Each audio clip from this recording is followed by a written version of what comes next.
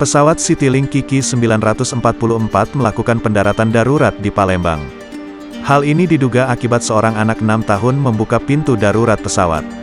Diketahui pesawat Citylink rute Cengkareng Batam mendarat darurat di Bandara Sultan Mahmud Badarudin, SMB, 2 Palembang, Sumatera Selatan, Senin, tanggal 27 September tahun 2021, pukul 16.05 waktu Indonesia Barat.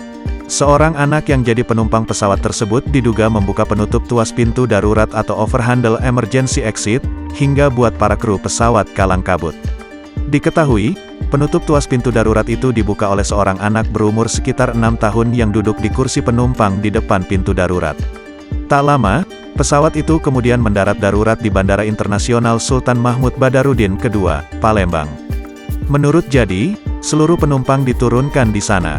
Para penumpang baru mengetahui adanya kejadian tersebut setelah pesawat mendarat darurat. VP Corporate Secretary NCSR PT Citylink Indonesia Dia Suryani menyatakan, pendaratan darurat akibat ada gangguan di dalam kabin. Dia mengungkapkan, seorang penumpang anak yang berada di seat row 11 tiba-tiba melepas penutup pelindung tuas pintu darurat atau overhandle emergency exit.